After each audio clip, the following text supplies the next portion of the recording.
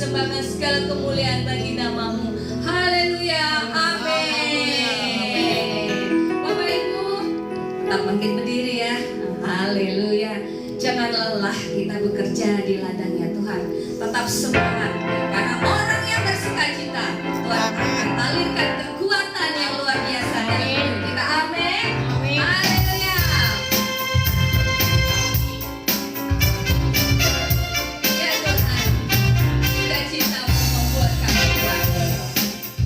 Bekerja di ladangnya Tuhan, Roh Kudus yang berikan kekuatan, yang mengajar dan menopang. Jangan lelah bekerja bersama-Mu Tuhan, yang selalu mencukupkan akan segalanya. Jangan lelah, Jangan lelah bekerja di ladangnya Tuhan, Roh Kudus yang berikan kekuatan, yang mengajar dan menopang. Jangan lelah bekerja bersama-Mu Tuhan, yang selalu mencukupkan akan segalanya. Alam tanahnya bergelombang, timbulah tanah yang berubah, menjadi siap dibangun di atas dasar iman. Katakan tanah bergelombang, timbulah tanah yang berubah, menjadi siap dibangun di atas dasar iman. Tuhan yang bekerja di dalam Tuhan. Amin. Semangat selalu. Jangan lelah bekerja bersama-Mu Tuhan, yang selalu memberikan kekuatan, yang mengajar dan menopang. Jangan lelah bekerja bersama-Mu Tuhan, yang selalu mencukupkan akan segalanya. Katakan tanah bergelombang, timbulah tanah yang berubah, menjadi siap dibangun di atas dasar iman. Katakan tanah bergelombang, timbulah tanah yang berubah, menjadi siap dibangun di atas dasar iman. Katakan tanah bergelombang, timbulah tanah yang berubah, menjadi siap dibangun di atas dasar iman. Katakan tanah bergelombang, timbulah tanah yang berubah, menjadi siap dibangun di atas dasar iman. Menjadi siap dibangun, menjadi siap dibangun, menjadi siap dibangun di atas dasar iman. Haleluya. Amin. Bapak Ibu, mari kita tetap terus maju. Kita arahkan pandangan kita kepada Tuhan. Dialah yang lalu, tetap selalu sesungguhnya yang baru sudah datang. Kita arahkan pandangan kita kepada Tuhan. Mari kita sama-sama bertanding sampai menang. Haleluya.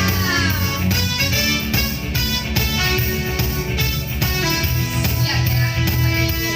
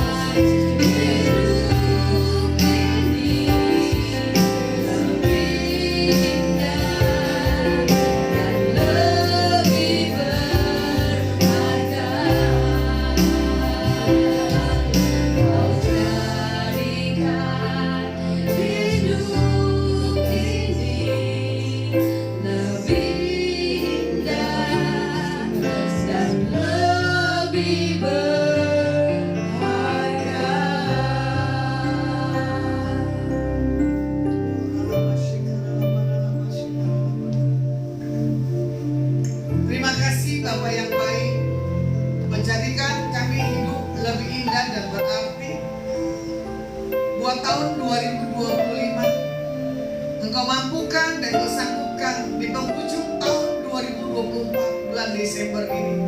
Kami bersyukur buat setiap kasih-Mu dan kebaikan. Segala pujian, hormat, kemuliaan bagi-Mu. Dalam nama Bapa Yahweh kami berdoa dan mengucap syukur. Haleluya. Amin. Ya. Firman saya bagikan tentang apa? Pemenang sejati. Di penghujung tahun 2024, kita ini adalah menjadi seorang pemenang. Ya. Seorang yang pemenang adalah orang yang bisa melewati masa-masa yang sulit sampai hari ini. Seperti lagunya apa? Lu ada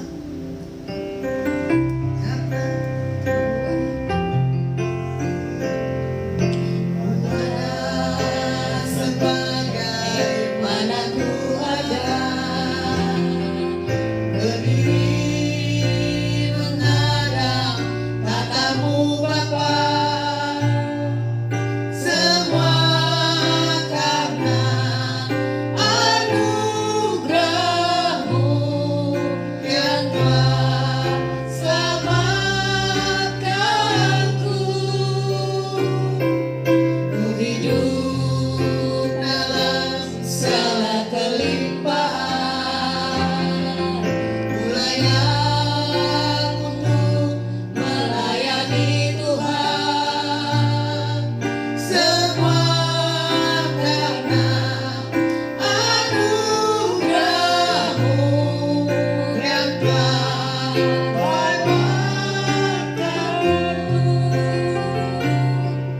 Besar anugerah-Mu, berlimpah kasih-Mu, semakin hari semakin bertambah. Besar anugerah-Mu. ini lagu bagaimana pemenang sejati adalah apa? Aku ada sebagaimana Tuhan ada apa adanya. Kalau kita bisa melewati masa-masa dari Januari sampai Desember ini, itu karena kasih kebaikan Tuhan. Cuma kita bisa berkata, besar anugerah-Mu Tuhan dalam hidupku. Gak bisa diukur dengan uang, gak bisa diatur dengan waktu, gak bisa dilihat dengan segala situasi apapun. Makanya pemenang sejati dalam hal apapun, nah ini dia saya suka ya, dalam hal apapun seorang pemenang akan tetap menjadi pemenang, bukan menjadi seorang pecundang. Ya, pecundang tidak akan bisa menyelesaikan sampai akhir. Di tengah jalan baru kelihatan siapa itu tipe pemenang atau pecundang. Nah, makanya dibilang begini, seorang pemenang adalah lebih daripada orang yang menang. Oke, sebagai atlet kita menang. Bisa nggak kita lebih daripada pemenang? Bisa. Tingkatkan kembali.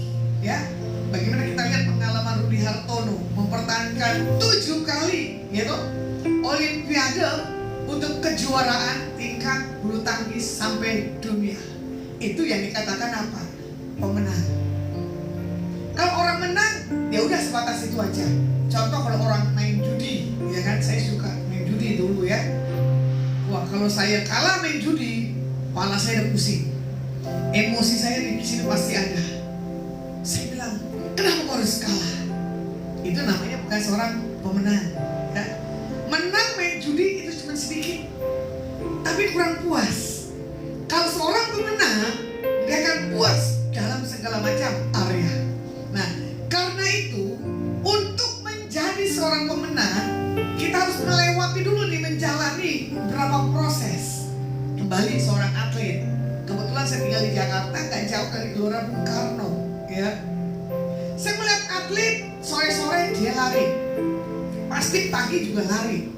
Atlet itu pasti latihan sehari 2, 4, 3 kali, ya. Kelihatan seorang atlet dan tidak seorang atlet kalau lagi lari di Gelora Bung Karno. Cuma saya bilang begini, kenapa dia lari kok pakai ransel di belakang? Saya perhatiin sampai saya bilang begini, Pak, stop dulu. Kenapa kamu bawa ransel? Oh iya Pak, iya Bu. Dia bilang gitu, karena saya membawa beban 100 kilo. Hah? Lari bawa beban 100 kilo. Jos, dia bilang gitu. Jadi mereka seorang atlet, ya, kalau mau dibilang benar-benar pemenang. Lari, dia membawa beban di dalam punggungnya di belakang, dia nggak akan makin lelah. Makanya seperti lagunya, berlari sampai akhir gitu, mencapai satu panggilan. Kita baru ada beban di belakang aja. Tuhan capek. Aduh Tuhan, bunuh diri aja. Aduh Tuhan, gak usah cari Tuhan. Aduh Tuhan, gak usah ke gereja-gereja. Itu pemenang bukan? Bukan. Coba ya, Gelora Bung Karno itu satu putaran itu adalah 1 kilometer kalau nggak salah ya.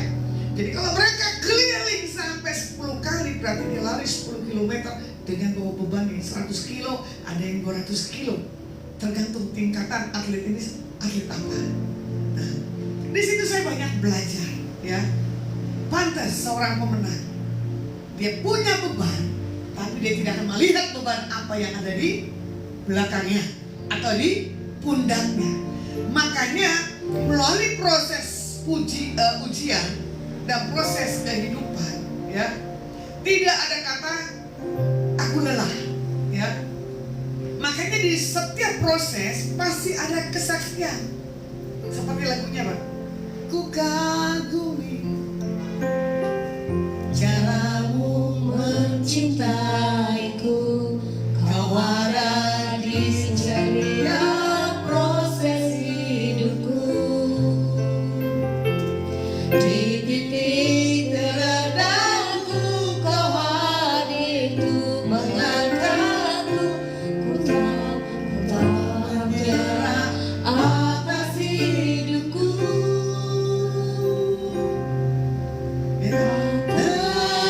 Terbatas kuasamu, tak terduga caramu. Kau yang kuandalkan di setiap masa hidupku. Tak terbatas kasih-Mu, tak terduga jalan-Mu. Kau yang ku percaya di segala musim hidup. Makanya dalam proses kehidupan jangan dibilang gak ada Tuhan. Ada. Cuman masalahnya begini, pikiran hati kita yang meragukan bagaimana cara karya Tuhan. Makanya setiap proses bilang begini, saya kagum atas proses. Nah itu dia. Makanya sebagai orang saksi Tuhan, kalau hidup dalam proses, jangan menjadi saksi Tuhan. Ya, wah saya tahun-tahun ini mengalami satu proses yang dahsyat. Baik pikiran, perasaan saya dibawa, gitu. Tapi saya percaya proses itu yang untuk bisa melihat kedewasaan saya dalam pengenalan siapa Bapak Yahweh saya.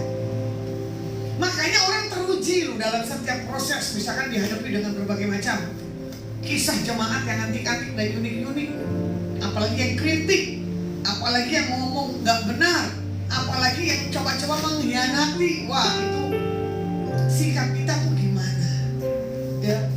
Coba kita lihat ya Roma 8 ayat 37. Tetapi dalam semuanya itu kita lebih daripada orang-orang yang menang oleh Dia yang telah mengasihi kita. Jadi Bapak Yahweh sudah mengasihi kita, makanya di sini dikatakan apa? Kita lebih dari seorang pemenang. Jadi jangan cemburu di atas orang yang kelihatannya gini loh, wih diberkati, wih disertai Tuhan, wih ada sponsornya. Jangan, sponsor itu terbatas. Jemaat temporer, nah ini dia. Karena jemaat lebih suka apa? Yang enak, nyaman, ada makanan apa? Itu masih kekristenan susu, bukan kekristenan yang suka yang keras. Makanya seorang pemenang di sini dikatakan apa? Perkataan sikap hidupnya menjadi satu contoh dan teladan dan realita. Contoh tadi ya, saya bawa air kecil di mall. Kan saya kasih makanan ke tukang sampah yang tadi bersih-bersih di luar. Saya pasti tahu lah kalau tukang sampah saya lewat. Karena apa? Berisik gerobak kayak gedebuk gitu loh. Saya punya makanan kok. Terus saya bilang, kamu mau kopi? Mau, tapi nggak punya plastik. Akhirnya saya ambil gelas, saya buatkan itu orang sampah kopi. Saya nggak tahu ternyata makanan saya berbagi dengan orang office girl yang ada di kamar mandi. Dia bilang gini, Bu Asma, apa? Terima kasih buat makanannya. Makanan apa? Saya kan nggak kasih kamu. Saya bilang gitu kan. Duh, itu loh Bu tadi dikasih. Hah? Ternyata apa? Orang yang suka ngambil sampah, orang yang menjadikan satu teladan berbagi. Berarti orang yang mengambil sampah ini adalah orang yang pemenang. Diberi, dia malah memberi. Itulah kunci estafet seorang pemenang. Kalau pelari estafet begitu kan, lari sampai cepat, sampaikan itu tongkat, lari lebih cepat lagi, sampaikan itu tongkat. Begitu pula saya kecipratan makanan dari kemarin, siapa yang mau makan? Saya kasihlah itu orang yang suka ambil sampah. Ternyata yang ambil sampah itu kasih lagi yang suka bersih-bersih kamar mandi. Jadi seorang pemenang hidupnya menjadi kesaksian. Nggak usah dipamerin, nggak usah butuh pencitraan atau harga diri. Saya dipermalukan. Loh, siapa yang dipermalukan? Tuhan Yesus saja dipermalukan kok. Betul nggak? Dia sampai telanjang, betul nggak? Tinggal pakai apa? Pakaian dalam. Semuanya di saat waktu Tuhan Yesus disiksa di atas kayu salib penuh dengan darah. Makanya ada orang begini, aku dipermalukan, aku diginiin. Berarti dagingnya belum mati. Berarti orangnya apa? Sombong. Ya. Saya tidak pernah membawa diri saya kepada hal-hal center di sini. Centernya Tuhan. Menyenangkan hati Tuhan itu adalah satu hal keputusan bagi saya. Ada orang, gak ada orang, setia gak setia, tetap saya kepada Tuhan. Ya, makanya kemarin juga sempat ketemu saya pelayanan di rumah sakit. Saya nggak tahu siapa ibu ini. Ternyata ibu ini juga punya power. Saya sharing tadi dengan rekan saya di sini. Karena apa? Penampilan saya nggak kelihatan penampilan menjadi seorang pendeta. Pakai kaos gitu, celana sport, pakai sendal, doakan orang di rumah sakit. Ternyata saya bilang, mau didoakan Bapak Ibu? Mau. Waktu disampaikan pesan Tuhan, udah nangis dulu. Apalagi setelah didoakan. Setelah itu pulang, saya makan dulu pempek, kanto, beli Telgorejo. Tiba-tiba pesan Grab, saya lagi mau moto begini, ibu bapak itu ada di seberang. Ibu mau kemana? Saya mau ke Menara, ke Paragon Mall. Saya tak antar, bu, batalin aja Grabnya. Pak udah pesen, udah batalin aja. Sementara Grab udah masuk area Telgorejo, kesian loh itu kita batalin.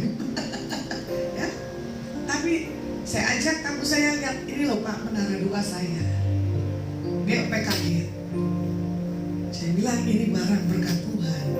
Itulah seorang pemenang. Ya, seorang yang pemenang hidupnya adalah menjadi satu contoh dan teladan dan kesaksian. Contoh lagi, ibu tadi pagi ada telepon saya. Ada di mana bu? Di Menara. Ya saya mau ke sana. Mau ke sana, saya pikir mau ikut gabung ibadah. Ternyata apa? Bagi makanan. Udah gitu saya kunci lagi pintunya. Ya, sampai rekan saya masuk saya juga nggak tahu. Tiba-tiba bilang shalom, saya kaget suara apa? Karena apa? Saya menikmati style musiknya di sini tadi gede banget, enak, seperti apa? Home theater, bioskop. Wah, saya rasa tuh Tuhan ini Menara dengan musiknya begini the best banget. Kapan saya punya rumah ruangan seperti ini adalah home theaternya. Jadi saya nggak peduli orang mau datang mau stop apa enggaknya, karena apa? Mental pemenang. Ya, tidak memusingkan apapun. Ada orang nggak ada orang. Entah kenapa juga. Ternyata saya nggak gubris, ada WA masuk. Disuruh apa? Foto menara saya. Apa-apa yang ada di dalamnya Tuhan bisa kirim orang yang tepat. Karena buat tahun ke depan Menara dan Adonai WL. Anda bertanya, Lasma menjawab. Amin. Saksikan Amin. siaran ulang saya di tahun depan. Haleluya. Ini kreatif dari rekan-rekan saya. Amin. Karena penginjilan yang benar adalah apa? Media. Penginjilan saya dari dulu masuk dari desa ke desa, kota ke kota, bangsa ke bangsa. Capek lelah. Berjalan dengan waktu dengan media. Media enak, tanya jawabnya, tidak ketemu orangnya langsung, tapi orang itu rasa dipuaskan. Makanya saya bilang sama Tuhan, Tuhan tahun ini visimu apa buat Adonai dan Menara? Dia bilang begini, pemulihan mendapatkan kegenapan janji-janji Tuhan. Saya bilang amin. Saya kan dengan rekan ini coba 3 visi dirangkum. Ternyata rangkumannya bagus. Pemulihan. Nih diri kita udah pulih dulu nih, ya. Kalau diri kita udah pulih, diri kita udah benar, kita otomatis mendapatkan. Nah ini dia. Apa? Keseluruhan. Tentang apa? Kegenapan yang tertunda. Kegenapan yang masih di cancel. Tapi kita melihat, tuh loh janji Tuhan di depan mata.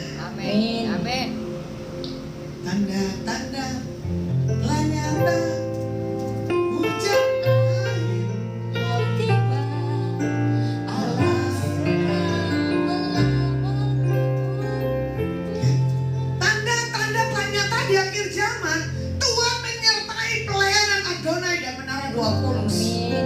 Pasti Tuhan kirim tim yang benar, Amin. tim yang solid, tim yang buat sesuatu hal terobosan, bukan yang hal-hal yang kecek-kecek lagi. Jadi pelayanan seorang pemenang tetap dia punya rendah hati.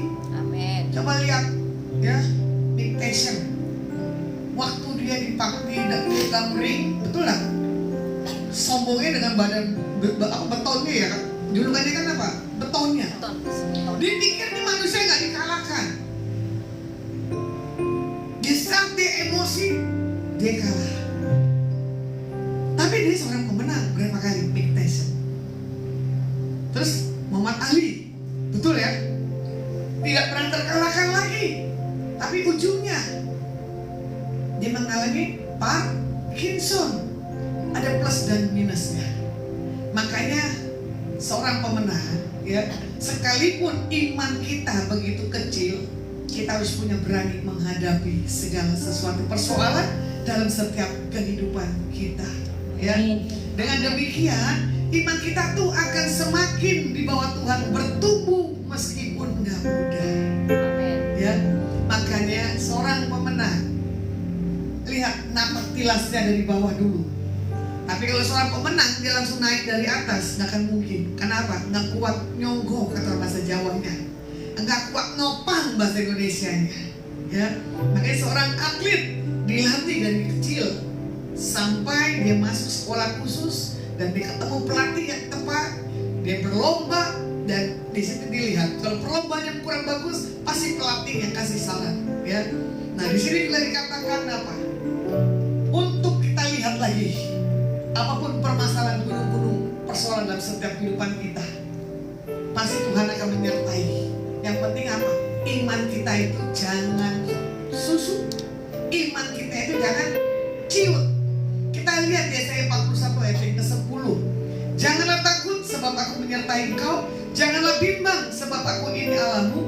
Aku akan meneguhkan bahkan menolong engkau. Aku akan memegang engkau dengan tangan kananku yang membawa kemenangan. Firman Tuhan ya dan amin. Amin. Jadi jangan takut. Kenapa? Tuhan menyertai. Karena Tuhan ini adalah Tuhan yang meneguhkan bahkan menolong engkau. Di penghujung 2024 masuk 2025 ada penyertaan Tuhan. Ya, makanya kalau kita lihat bagaimana kanker merupakan satu hal spiritual warfare, peperangan rohani. Kanker adalah bicara tentang sakit, penyakit. Orang kalau udah istilah dengar kanker pasti takut ujungnya maut. Betul enggak? Belum tentu. Tapi kalau punya kuasa Tuhan, punya iman yang kuat, kanker atau kantong kering ada yang ajaib, pasti Tuhan akan beri. Ya, karena apa? Saya belajar dari penyertaan Tuhan dan pertolongan Tuhan. Ya dan amin.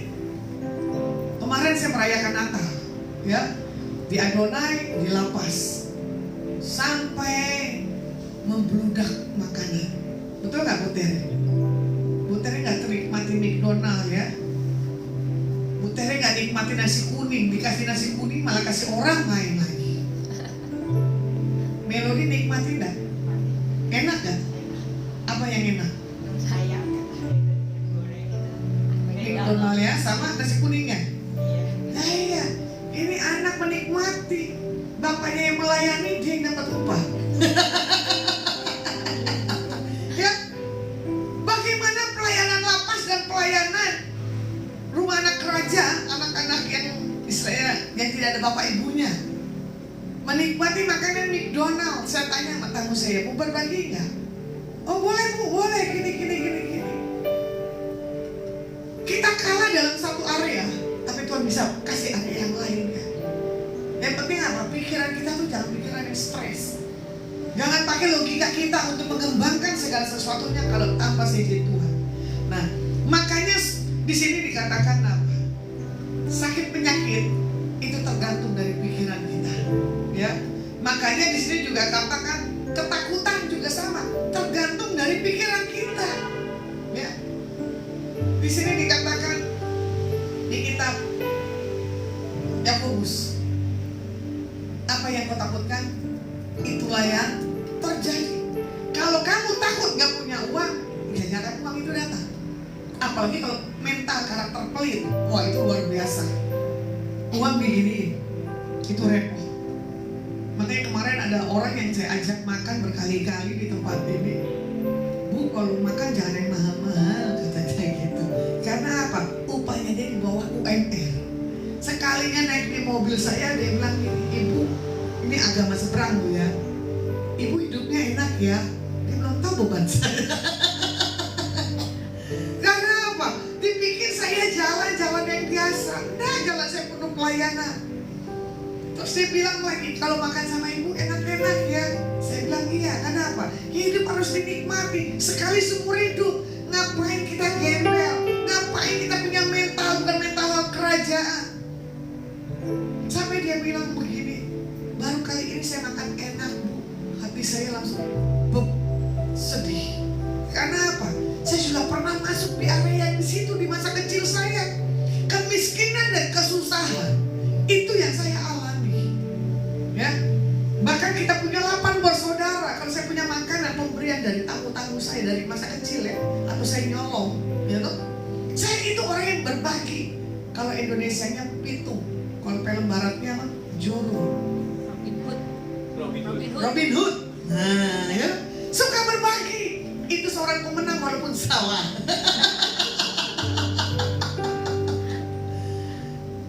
Jadi kadang saya melihat, kalau saya bisa mereview perjalanan saya sampai hari ini, pernyataan Tuhan itu dahsyat. Penyertaan Tuhan. Saya nggak bisa lagunya loh. Segalanya bagiku, hadirmu di hidupku,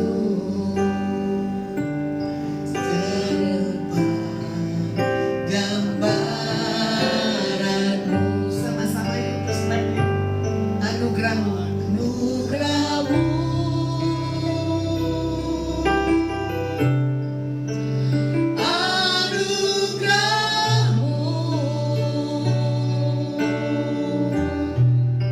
semua karena anugerahmu,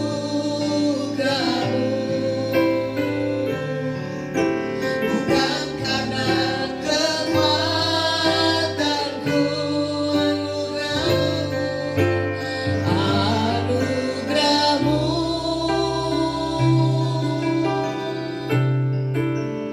anugerahmu, Tuhan,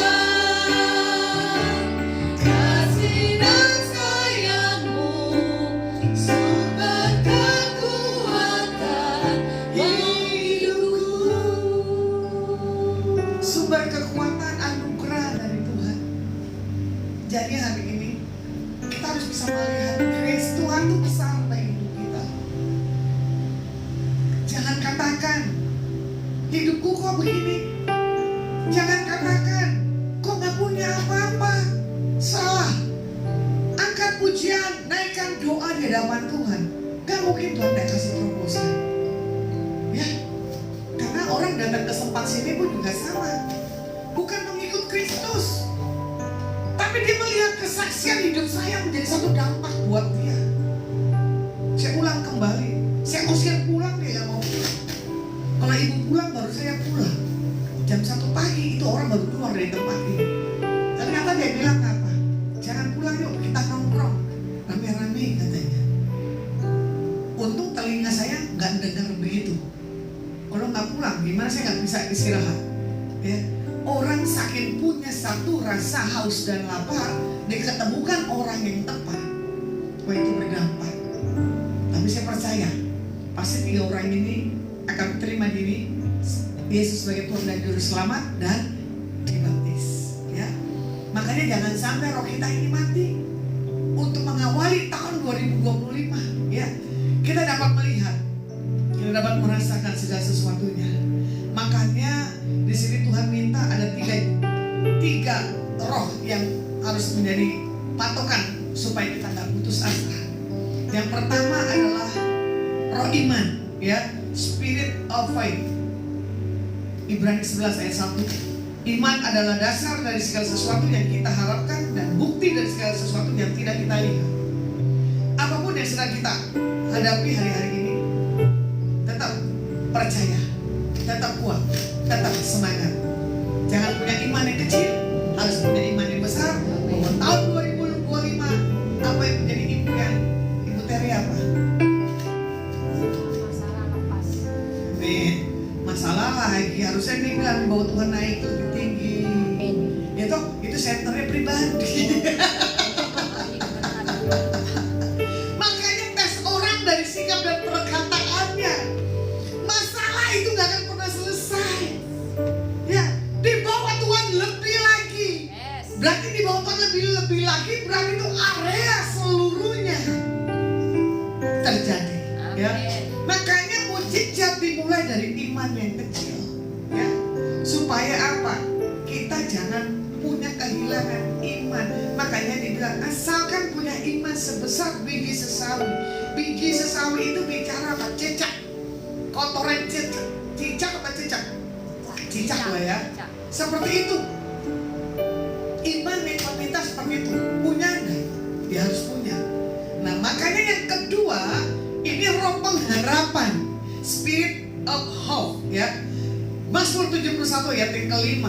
Sebab Engkaulah harapanku ya Tuhan, kepercayaanku sejak masa muda ya Tuhan. Di Yeremia 17 ayat 7, diberkatilah orang yang mengandalkan Tuhan, yang menaruh harapannya kepada Tuhan. Makanya dibilang begini, yang menaruh kepercayaannya di masa muda.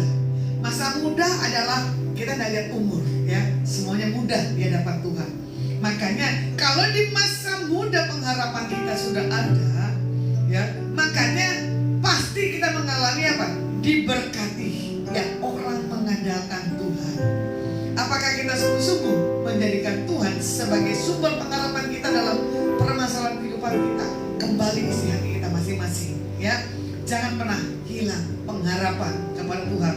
Nah, spirit of joy, ya, berarti di sini adalah roh sukacita, ya. Yang ketiga, bagaimana roh sukacita? Amsal 17 ayat 22. Hati yang gembira adalah obat yang manjur, tapi semangat yang patah mengeringkan tulang.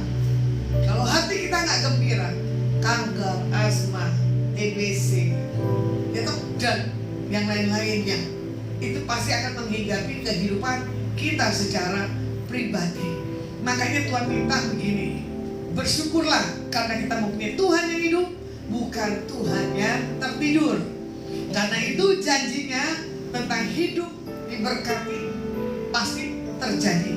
Nah, jangan lupa untuk kita mengampuni orang-orang di sekeliling kita di penghujung tahun ini loh. Ya, bereskan yang belum beres dengan orang-orang di seputar kita. supaya di tahun ke depan dibawa Tuhan naik. Terus apa kalau bahasanya kalian jangan suka apa orang apa? Istilahnya? Enggak istilahnya orang-orang yang trouble gitu loh. Ya kan? Jangan ada lagi dalam setiap sekeliling kehidupan kita.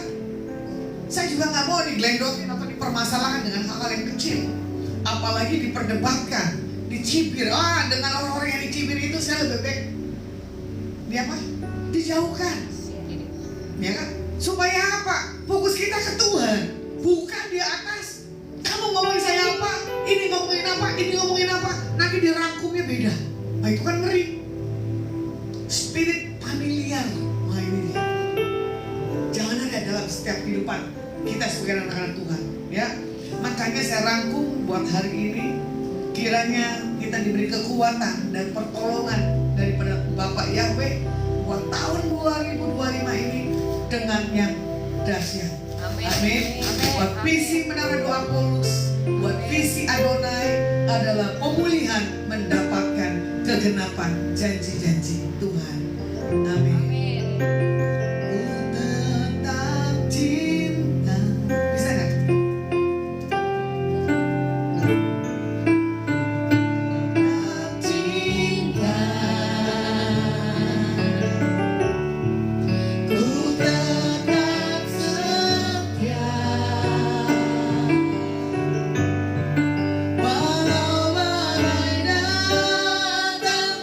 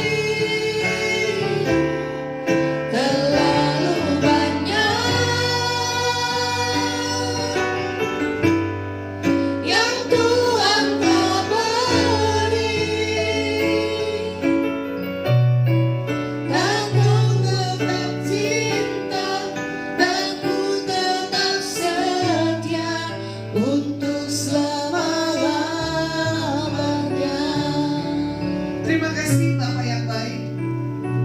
Kami tetap cinta dan tetap setia sampai akhir kami melayani-Mu.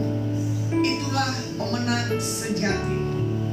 Selidiki hati, kemauan, perasaan kami. Tundukkan semua hanya kepada pikiran Kristus, bukan kepada hal-hal yang dunia.